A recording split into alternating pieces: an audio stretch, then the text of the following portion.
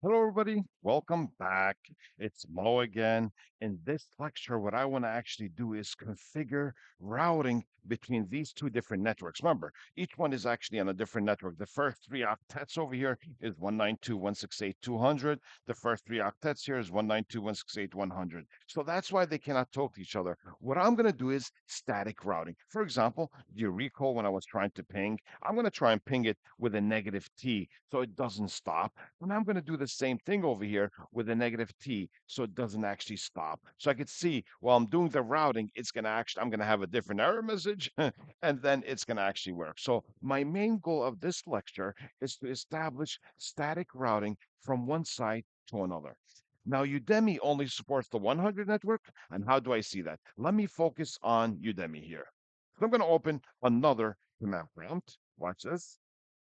So if I open the command prompt, and let me look at my routing table. I could use route space print, and I could see that this only supports the 192.168.100.0. I need to add the 200 network in the list. So I do route add 192.168.200.0 space the word mask, space the subnet mask, all right? Space the IP address that I'm actually on, which is 100.1. I like to put a negative P, which is a persistent route, which means if I restart, the route is going to be there, and I'm going to press enter. Now it worked. Okay, the route worked, but how about if I do route print? Do I see that other network? Yes, you do. I do see the 192.168.200 network. So it's in my routing table. Okay, how about the error message? Did it change? Oh, it's getting better. It says, listen, it's timing out this time. It's like, I think I know where you are, but I could still not reach you because I have to go back to Coursera and establish a static route back to Udemy. So let me minimize this. All right. So we're actually almost there. Now we're actually on Coursera. Let me look at a full screen and minimize this right over here and open another command prompt, right? And watch this. Oh, looks like it didn't work. And now route print, right? And look, what do I support here? The 200. I need to add the 100. So I'm going to say route add 192.168.100.0 space the word mask, and the subnet mask is the default mask, which is 3255.0 space the IP address that I'm actually on, space negative P. And now check this out.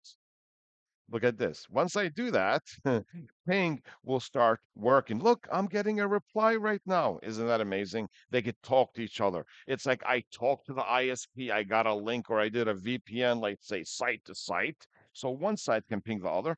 How about the other one? Can actually, let's see, Udemy, it could also ping. See this? It was failing at the beginning, but now it's actually working. So everything looks fine, right?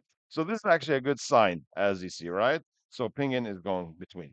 Can I reach my fully qualified domain name? Well, let me see. Look at this. I want to look at both systems at the same time, right? And let's say Coursera and this. So if I open server manager here, it's called Coursera DC1. Okay. So let me open the command prompt. I could ping by IP address, but I cannot ping by name. Let's see.